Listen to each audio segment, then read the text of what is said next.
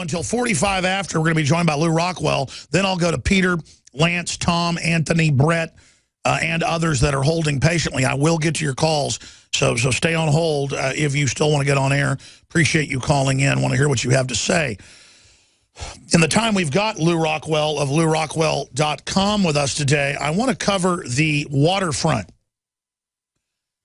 I want to get into his latest article, Limited Government, Is It a Vain Hope? I want to get his take on Rand Paul endorsing tentatively airstrikes against ISIS. I want to get his breakdown on all these racial attacks happening in the U.S. With the media basically hyping them, how he thinks we can stop that, and so much more with Lou Rockwell of LouRockwell.com. I don't really need to introduce Lou Rockwell to folks, but he, of course, has been Ron Paul's chief of staff, helped getting him into Congress to begin with.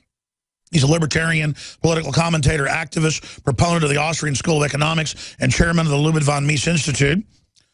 And again, he's one of the top libertarians in the world, and he opposes communism, imperialism, all forms of centralized megastate. And he joins us. LouRockwell.com, again, is the website. Lou, so much to cover. What do you want to tackle first? Well, Alex, we can maybe talk about Mayor Nagin just for a second. It's my view that all politics is corrupt. All government is corrupt. So when they pick out a guy like Nagin, I think this was true of Blagojevich in Illinois too, it seems to me he's offended somebody important in the government. Because it's not that he's corrupt, they're all corrupt. The mayor of New York is corrupt, the mayor of Boston is corrupt, the mayor of Chicago is corrupt. Their governments are all just, as Murray Rothbard said, government is a gang of thieves writ large. So that's certainly true of municipal governments, state governments, federal government. They're all corrupt. So Mayor Nagin did something to somebody. He offended somebody in power. That's why he's going to prison, not because he's corrupt. Well, sure, if they'd arrested the board members of the Federal Reserve and arrested these big arms company heads and mercenary leaders who've been involved in all this corruption, if they went after Wells Fargo for money laundering, then when they got down to Nagin, I'd say, wow, we've got a good government here. But no. They literally, I think, just make examples out of people who don't follow orders. Well, sure, that's an important part of it as well. But you're right about the merchants of death. I mean, what about the relationship between the companies that make vast sums of money off killing people? The military-industrial complex is another phrase for it. And so they're always promoting war. That's one of the key, aside from the Pentagon and the CIA and the government agencies, it's the big private corporations in league with the government that promote these horrendous war policies. And they're now, wanting us to bomb ISIS, wanting to bomb Syria, to overthrow Assad, the last non-jihadist Arab leader in power. They want to get rid of him, just like they got rid of Saddam Hussein and they got rid of Gaddafi. In Libya. Why do they want jihadis in? Because they want trouble. This is an ancient imperial tactic. Governments that are imperial governments love trouble. They promote trouble because, of course, it justifies their policies to the people at home. Oh, look out. There are all those terrorists over there. That's why we have to, take your children, take all your money, take your freedom, and take your life. So it's to justify, their wars and their unbelievable spending, all the taxes, all the inflation, all the horrible things they do, with the effects, as you point out, of so few people being able to have jobs, and of course all the depredations of the bankocracy. So many different things, bad things connected to the government.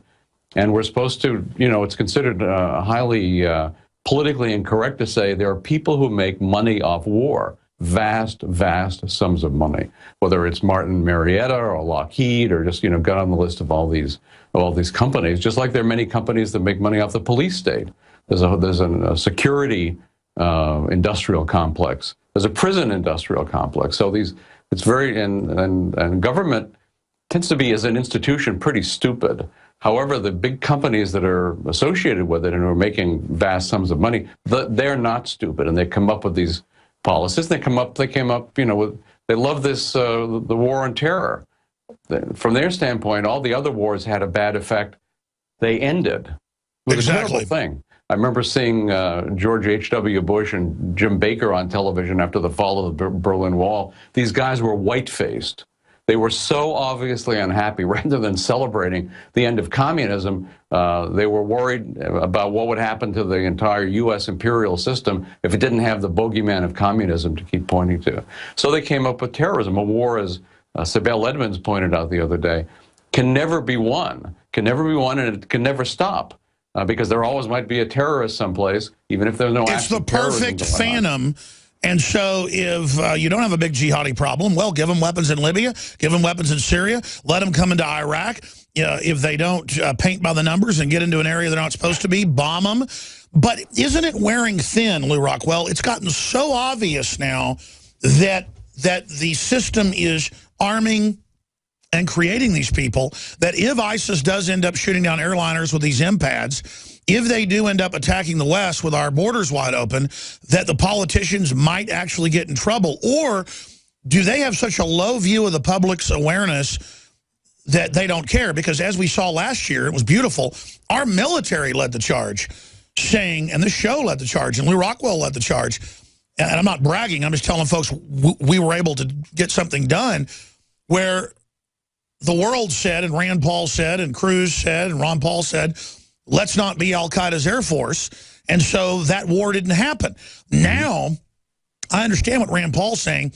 ISIS is running around murdering Christians en masse, trying to overthrow Syria. And he said, I think we should hit them now, but you helped arm them, Obama. The reason, and again, I don't ever support war. And I'm just saying tacitly, I get what Rand Paul is saying, and he added the proper proviso. By the way, we armed these people. This is wrong. So if we saw people arrested at the State Department who were behind this, if we saw a public apology, if we saw congressional hearings like with Nixon promising to never arm al-Qaeda again, or anybody else for that matter that's extremist or whatever, then I would be for stopping them. But as you said, the people that run the policy, they just want to keep it going forever. Well, we have to remember, as you pointed out, al-Qaeda is a creation of the U.S. government. When the U.S. was running this proxy war against the Russians in Afghanistan, in which they were successful at tossing the Russians out, and it was a good thing for the people of Afghanistan. Then, of course, the U.S. went in even worse than the Russians. But they gathered every Islamist crazy in the world.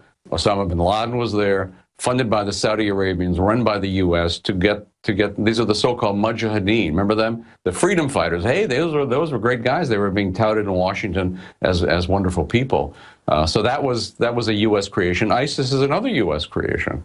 ISIS was armed by the U.S. to try to overthrow the Syrian government, and then they move out.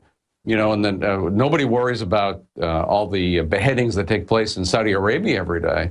Those are perfectly okay. And so beheadings, I'm certainly against all forms of capital punishment, although whether a beheading is actually worse than, let's say, a 2-hour lethal injection in Oklahoma might, maybe is another question. So, of course, these killings are horrendous. If we're to believe them, if we're to believe they're not, it's just not war propaganda, phonied up. As to Christians being killed, where have these politicians been when Christians were being massacred and ethnically cleansed out of Iraq for years? This has been going on for years in Iraq. Nobody cared. Now all of a sudden it's a good device to go to war, so they're talking about the Christians. Well, why don't I believe them? I think it's just a tool. They want war. There's vast. Exactly. The people running things are bad. And so no matter what we do, no matter if we try to say, let's have a humanitarian war, an oxymoron, they will always just use it to start the next war. So it's like the Ring of Mordor. It cannot be used for good. Well, it's killing. I mean, it's actually murder. It's mass murder is what war is. And of course, the vast majority of people killed in every war are civilians, not soldiers. So people who are advocating war are advocating massacring innocents. And we're supposed to think those are good guys. We're supposed to think that, salute them. I noticed none of them ever went in the military, of course. They didn't go fight anything, but they want to send other guys to go fight, women to fight too, and they want to kill a lot of innocents. They want to cause much more hatred of the U.S., which they love that because it stimulates more warfare. You're right. General, what do you think about the FBI saying that there was a terror alert on Monday about a potential Fort Hood situation. The police are shoving people, shoving Alex, shoving the crowd. Here we go, folks. I'm being assaulted. Whether it's the radio show, the news websites, documentary films, or the nightly news, InfoWars is the tip of the spear. Is this another false flag stage attack to take our civil liberties and put more homeland security while sticking their hands down on the pants on the streets? It's up to us to set brush fires in the minds of men and women everywhere. And that's what PrisonPlanet.tv is designed to do. You watch, the Assad regime is going to be blamed or accused of using chemical weapons against the so-called rebels. What we see now is a war against reality. It's a war against the truth. It's more vital than ever that supporters of freedom become members of PrisonPlanet.tv and share their membership with up to 11 friends and family. Visit InfoWarsNews.com today. Become a member, share your membership, and help take the InfoWar to the next level. But more and more we see that our government is degenerating. And as you get a big unaccountable government, it becomes like an ecosystem or a coral reef where all these corrupt psychopathic eels and mercenaries and control freaks can hide and feed on people. That's the kind of civilization that we're becoming. We lost his Skype feed. We're going to reconnect with Lou Rockwell right now. But I wanted to get his view on the state of the empire, the state of government worldwide, and talk about his new book as well, Against the State. Because here's the deal. We know big government doesn't work. And we know the bigger it gets, the more peril everyone is in. And the whole basic mission of Infowars.com and what we do here is to get back to principles that we know work.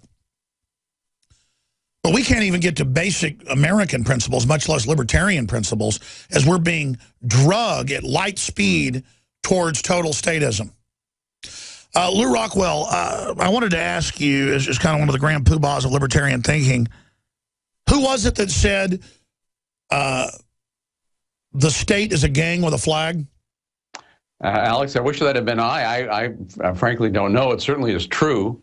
The state is a criminal gang, and we can think of war as just being government, because everything that government does overseas in terms of wars on a mass scale, it does on a slightly smaller scale to us at home. It's got its guns. It's putting guns at us all the time. It's ordering us to do things, or otherwise they're going to put us in a cage, or they'll kill us. And they want to grab our money. They get to decide how much of our money that we earn they get to take. It's like the mafia, although I hate to compare the government to the mafia. The mafia is, of course, a much better. So what is the state of the world right now, then? I mean, for Team Liberty versus Team Tyranny? Well, since all of human history, this has been a fight that's gone on. I think it's actually many good things happening all over the world. You mentioned the rejection of the dollar. One of the key aspects of the American empire has been forcing other countries to use the dollar. All the oil-producing countries to price their oil in dollars. Typically, if countries have not wanted to do that, they get bombed. Saddam Hussein and many other people. Saddam Hussein, the great promoter and protector of Christians, by the way, in Iraq. But nobody cared about getting rid of him and allowing the Christians to all be massacred. So this is the way government operates, and I think there's a lot of interest in freedom. I think it's a tremendous thing that apparently the people of Scotland, with my fingers crossed, are going to vote for independence from England.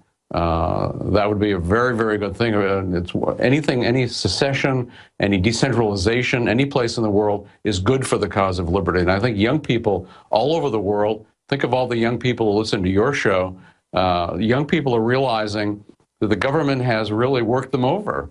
Here they are, a lot of times graduating from college with a degree that doesn't do them any good. They've got a vast debt. They're worried about being able to get a job. Maybe they're having to live with their parents. They're all realizing that things are wrong. Things have gone wrong. And again, we live under the biggest, richest, most powerful government in the history of the world by many magnitudes, the U.S. government. But it's also the biggest bureaucracy ever to exist. And bureaucracy is inefficient. Bureaucracy has got many, many problems in operation.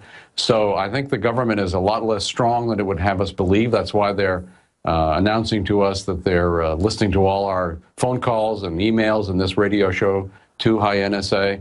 And it's why they are stepping up the taxes. It's why they're stepping up their wars. But I think because people are not believing the government. People don't want this war against ISIS.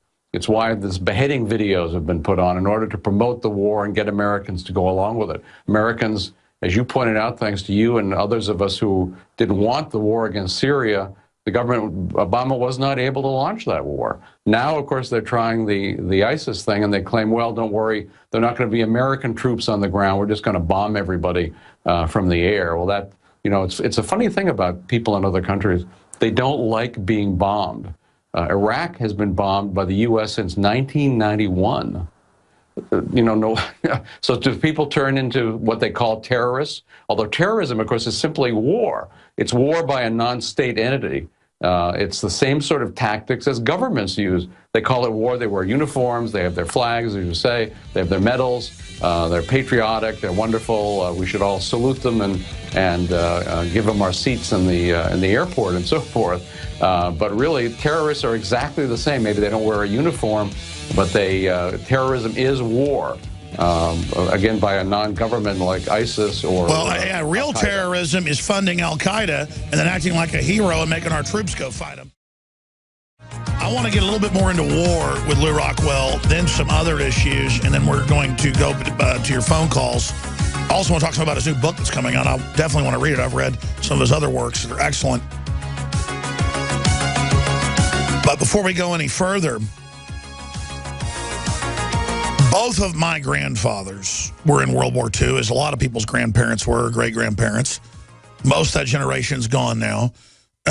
And Hitler was obviously a bad guy. He was attacking people. He was going to try to take over the world. The problem is, it's just like is happening now. It's historical fact that the robber barons, there's New York Times best-selling, Pulitzer Prize-winning books, Shearer's Rise and Fall of the Third Reich, IBM and the Holocaust, I mean, it goes on and on, that U.S. and British companies literally helped put him in power, promote his eugenics ideology.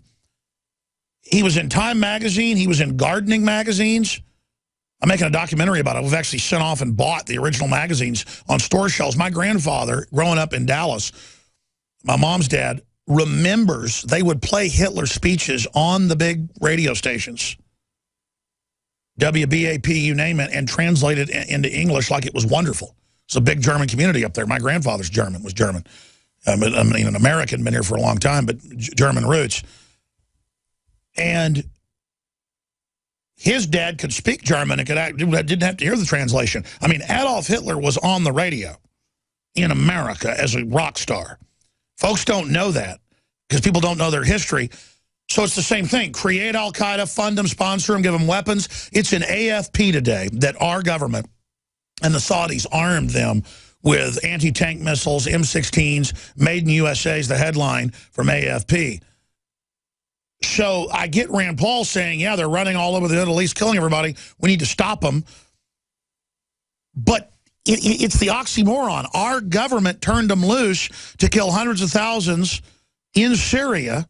Now they've run back over. They are, of all the unsavory killers out there, some of the most nasty. And so I want to stop them, but it doesn't matter. It's always turned to evil. So the same thing. Should we have then fought Hitler? I understand that we helped create him, then knock him down. It's the same thing here, but here we know it's premeditated. So how do you deal with that being anti-war when, okay, we created ISIS, but at the same time, I don't think Obama even wants to bomb them. I think public pressure, because we now know what ISIS is doing, and then so you got the arms dealers are happy to do it. I mean, it's a complex issue. I understand your moral stance, but how do you tackle the World War II argument? Well, you know, first of all, when you talk about somebody running around the world killing people, how about the U.S. government? I agree. You know, the U.S. government killed probably 1 million people in Iraq since they went to war against Iraq. They make ISIS look like the Girl Scouts. So, you know, that the U.S. government has killed millions and millions of people in its career of killing and depredation. Hitler, of course, was a monster. So then Roosevelt had us hook up with his pal Stalin. who was every bit as much of a monster, probably killed more people than Hitler killed. How many did he kill in Ukraine, right? This still has effects today. 8, 10, 12 million people, we don't know, but it was a horrific massacre in Ukraine that Stalin pulled out. The Exim Bank is in the news right now, the Export-Import Bank, was founded by Franklin Roosevelt when he became president in 1933, specifically to fund trade and to boost the Soviet Union. That's go back and read Wikipedia or whatever. This was the purpose of the Exim Bank. So Roosevelt saw World War II as the war to make the world safe for communism. So they were both. So the U.S. hooked up with one monster to fight another monster. I had a brother who was killed in World War II, and of course many Americans died in World War II. And I think there were ways to avoid that as well as ways to avoid the other wars. I don't think war. Well, yes, it's just like World War I is ever. No, and of course, World War II was part 2 of World War I. Yeah. This was one long war, and what the U.S. helped do to the German people had very bad effects later on. The rise of Hitler to power, among other things, because of the starvation blockade that Britain and the U.S. Put on Germany, kept on long after, by the way, the war was over. Another 600,000 German civilians killed in the hunger blockade, trying to force them to accept the Treaty of Versailles, which was a disaster in Europe. It was a disaster in the Middle East. This is what, that's where we get Iraq and Syria and all these countries were created as a result of the. That's why it's great that you're such a historian, not just an economist and writer, because you know this. The establishment knows this. The public doesn't know it, that World War I came into World War II and then started everything after that. And you're right. It just never turns out good in the end. We can't trust them, Alex. We can't trust the government. So there's always war propaganda. Ooh, the Russians are going to get us. The Southerners are going to get us. The Spanish were going to get us. The Mexicans were going to, there's always some bad guy over the next hill that you're going to give all power and devotion to the government so they can go and kill people. Well, there's something wrong with that. If we just think of the basic libertarian principle, the basic, that it's never morally acceptable to use violence or the threat of violence against the innocent. If you can always use it in self-defense, but you can't attack people. And again, in war, the vast majority of the people who were killed are innocent people. And also, again, we always have to remember, people associated with the government are making vast sums of money off war. That's well, why they Lou, 2 weeks ago, they tried vast sums of money. Yeah. 2 weeks ago, they tried to float the idea that if we'd have taken out Assad, ISIS wouldn't have this foothold. We need to take Assad out. Now, nobody bought that, so they backed off. But a pro-Christian ruler, by the way, Assad. There have been Christian communities in Iraq and Syria since the time of the apostles, and they've been successful there under the Ottoman Empire, under all kinds of invasions. They never were harmed. Now they've all been destroyed ever since the U.S. invaded Iraq, and now it's making war on Syria. So, again, all you can think, folks, is assume the government is always lying to you. Maybe you don't know what the truth is. You have to do a little investigation to see the truth. Let me ask you that question. They're all a bunch of liars. Let me ask you a question. Why? And the UN even admits this, that persecution of Christians is up everywhere, peaceful ones. Why is the U.S. government, in every case I've seen, on the side of radicals to kill Christians? Our government will bend over backwards, especially under Obama, to exterminate Christian minorities. What is going on? Well, the U.S. government, of course, hates Christianity. The government hates the idea that people are loyal to and feel themselves responsible to an entity that is God above the government. They look back, I think all governments look back on, say, the ancient Egyptians, as that was the great thing, when the government actually was God. That's the way they'd like us to feel today. They're jealous of religion. They want to take over religion. And they don't mind killing Christians. They don't mind killing Muslims. Muslims have a right to life too, by the way. It's not just Christians. Buddhists, Hindus, everybody has a right to life, no matter Jewish people. Whatever their religion, they have a right to life. They have a right not to be murdered. But the U.S. government is Murder Incorporated. It kills people all over the world. Again, vast amounts of money being made out of this. You can't believe anything they say. So when they have this new bogeyman, ISIS, you can just pretty much ignore what they have to say. You can certainly hope, pray that bad things don't happen to people in Iraq. But the U.S. government has murdered so many people in Iraq. We're really supposed to trust the U.S.? Certainly the Iraqis don't trust the U.S. Well, that's my point, is that it's just the oxymoron. It makes my head hurt when I think about it. The paradox: our government helped create and fund these monsters to do in Syria what they're doing in Iraq. And then now we're supposed to go bomb them, but that'll be fake. They'll probably end up bombing Assad or something. It's just such. Well, they are going to, of course, they are going to attempt to overthrow Assad. That's absolutely true. You know, they're you can't. Let's mind our own business. Who put the U.S. government in charge of the world? They're not God, even though they think they're God. Well, that brings me to Ukraine. Business what's going on in other countries. Why don't they get rid of the crime in Washington, D.C.? How about stopping the militarized cops in Ferguson and all the rest of America? I noticed that some of the supplies now going to the militarized cops include bayonets. So that'll be nice. They'll be out there with a bayonet to stab you. And we're supposed to think, of course, that's much better. That's law enforcement, unlike those horrible guys, ISIS, with their knives. So concentrate on what's happening to us here at home. Stop attacking people in other countries. Mind our own business. It's quite enough to mind our own business. We know that as individuals, to try to raise our families and have a job, support ourselves, not be a burden on others, take care of our retirements, support our churches, support our communities, mow the lawn. What do you think of Rand Paul's statement? I mean, obviously some of that's politics, but at the same time, it's pretty easy to say you want to bomb ISIS. They are unsavory, but I get your point. It'll only turn into something worse and more evil. It's just sick. No, I don't think bombing people is a good thing. I don't. It's murder. It's bloody mass murder. It's not. You know, would Christ want to bomb people? I mean, why don't we ask that question? We're talking about Christians.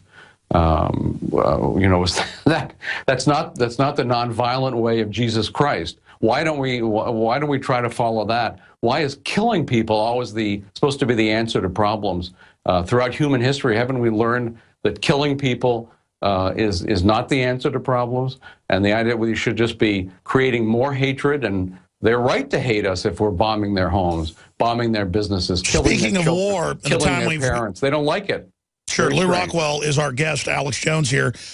In the time we've got left, I want to spend some time on your new book, but also, what about Ukraine? I mean, that's so obvious. People call me a Russian sympathizer or a traitor because I don't want to have a nuclear war with Russia. Russia's going to a first strike doctrine to mirror our policy, the U.S. government policy. Clearly, Ukraine's been overthrown by the West. Clearly, they're trying to stir stuff up with Russia. And again, I'm not lionizing Vladimir Putin. I'm simply saying anybody can look at this and see that NATO is moving troops in, doing drills, openly moving missiles up to the border. This is not Iraq that we can just kick around for 20 years. This is Russia with nuclear weapons. Haven't they learned the lesson of Hitler and Napoleon?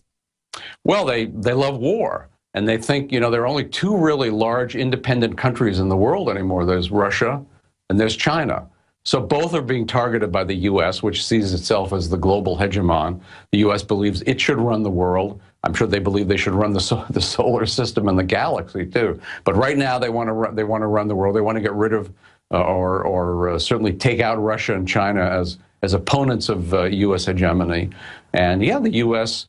Despite the agreement that we made with Gorbachev, that when he agreed to pull his troops out of Germany and out of Eastern Europe, the U.S. agreement was we will not push the boundaries of NATO up to Russia. We won't make those kinds of aggressive moves. So, needless to say, the U.S., like every other treaty, they don't keep their word, and it's horrific what's going on. It's very scary, as you point out, potential of atomic war. Professor Bob Higgs always points out the state is the one entity actually capable of bringing to an end life on Earth. Don't worry about asteroids. It's the government that can actually bring this about. For example, with its vast stockpiles of chemical warfare, of biological warfare, of atomic weapons. Yeah, I got a feeling they may actually destroy the Earth. They are so. Well, they have the capability, and they're certainly morally not above it. So, yeah, it's very scary business, and we have to be opposed to U.S. aggression in Ukraine. And I'm sure Putin's a politician. He's not a good guy, but he happens to be in the right here in the sense that we are aggressing against Russia. Shouldn't be happening. It's very, very dangerous. Of course, China has got atomic weapons as well. These are both here are countries that came out of communism and still bad things about them. Still bad things, needless to say, about the U.S. too. But they came out of communism. People are much freer and more prosperous in those countries than they were under Khrushchev and Mao Zedong and dictators of that sort. So why aren't we welcoming them into the family of nations? Why are we wanting to trade with them? Why are we putting anti-free trade sanctions on them, which are acts of war? Why are we egging on Japan to attack China? There's all kinds of very terrible stuff that can have just horrific effects on the life, the lives of our children and our grandchildren if there's a lot of radiation in the atmosphere as the result of all the atomic weapons that exist in the hands of governments all over the world. So, peace is a virtue. Peace is necessary to civilization. War is the enemy of civilization. It's the enemy of freedom. It's the enemy of free enterprise. It's the enemy of everything good. So when you hear people in Washington saying, "Let's have a war," I say to them, "Hey, I'll gladly pay for you to take a rifle and go over there, buddy. But don't try to get American kids to go. Don't try to involve our people. Mind your own business if you're a politician. Don't try to make mischief." Of course, advice that's not going to be taken, but that ought to be our attitude. Well, I was reading about the last of the Plantagenet kings who got killed in battle, and he certainly was corrupt and had his problems, but at least until about 500 years ago, a king had to actually be out front in the battle, and they were routinely killed. And so it was men against men with swords, certainly ugly, horrible, brutal. I don't romanticize it. But I can understand now it's robots, now it's drones. It's so disconnected, and the elites are so disconnected from what they're doing. But I think we're in more danger now than we ever have been. And even Secretary of Defense Hagel said the, quote, world's blowing up right now. And it's because he's helping blow it up, of course. I agree, exactly. Yeah, exactly. In closing, but they're putting Terminator into effect, the Terminator movies into effect. Skynet. They're with all these drones and other kinds of military robots that will be able to kill on their own say-so. They won't even have to have a human tell them to kill. Day one, they're making them autonomous. To kill. And they'll be used against us as well. So this is a very serious situation, something we all have to worry about. We have to try to educate ourselves. We have to oppose what the government is doing. We have to resist, peacefully resist, because, of course, they've got all the weapons. We don't have the weapons. I agree. We're almost out of time. I want to plug Against the State, your new book, available at LouRockwell.com and bookstores everywhere, Amazon.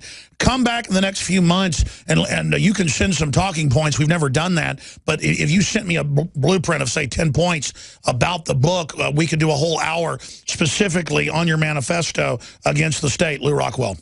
Thank you. It'd be great to be back on the show, Alex. It's an honor to be on here today, and keep doing what you're doing. Thank you. It's great to hear you just absolutely indict and I think successfully convict those that worship at the altar of the state. And I just want to say a prayer for humanity that we don't let the state destroy us, because you're right. It's the ultimate threat. It killed the most people in the 20th century, 261 million people, according to University of Hawaii. Lou Rockwell, thank you so much.